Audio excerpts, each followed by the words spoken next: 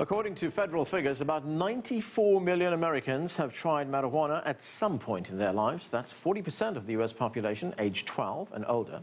Yet it costs American taxpayers more than $1 billion a year to incarcerate citizens for using pot. So, with reality and economics driving policy, a shift began in the country in 1996 that has now led to nearly 24 states and the District of Columbia approving some form of liberalized marijuana enforcement. Later, we'll talk to the former head of the New York City Police Department and a former undercover narcotics agent. But we begin with some background and CCTV's Jim Spellman. The longest-running American war wasn't Vietnam or Afghanistan. It's the war on drugs, launched in 1971 by U.S. President Richard Nixon. America's public enemy #1 in the United States is drug abuse. And amplified in the 1980s by President Ronald Reagan. Drugs are menacing our society. And his wife Nancy, who famously offered this advice. I was asked by a group of children what to do if they were offered drugs. And I answered, just say no. Through laws and vigorous enforcement, the war on drugs aimed to eradicate the production, sale, and use of illegal drugs, including marijuana. In 1986, Reagan pointed to the war's apparent success. We have increased seizures of illegal drugs. Shortages of marijuana are now being reported. Last year alone, over 10,000 drug criminals were convicted. But gradually, what Reagan and others claimed as success began to look more like failure, especially when it comes to marijuana.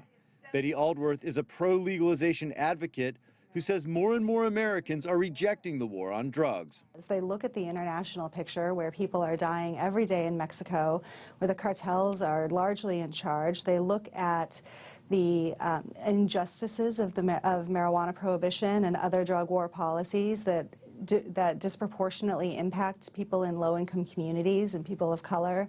They look at the size of the incarcerated population in the U.S. and they say no more, not in our names. The shift began in 1996 when the U.S. state of California legalized marijuana for medical use. Out of the 50 U.S. states, 23 and the District of Columbia now have some form of legal medical marijuana use, and 4 states have legalized recreational use of marijuana for adults. In the first half of 2014, recreational marijuana sales in Colorado brought the state about $19 million in taxes, less than projected before voters passed legalization, though advocates say that's money that would otherwise be in the black market and that police resources are now better directed by not going after pot dealers and users.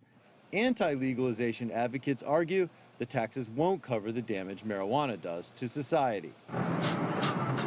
Talk it out, man. In pop culture, the image of the marijuana user has shifted from clueless stoners Cheech and Chong This is inferior product to the suburban mom in Weeds, as marijuana has gone mainstream.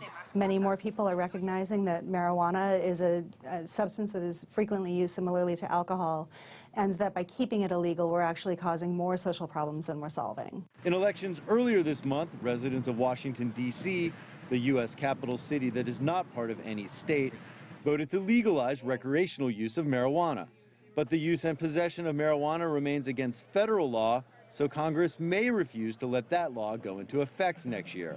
Congress essentially could undo the vote of the people, is that correct? It is correct that Congress could undo the vote of the people.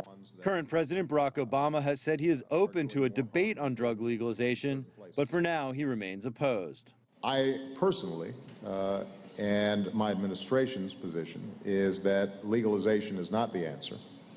The Obama administration has not gone after states that have legalized marijuana, but the president's party no longer controls either house of Congress, and he has only 2 years left in his term, making the future of drug legalization here in the U.S. hazy at best. Anand? Thanks, Jim. That's CCTV's Jim Spellman reporting.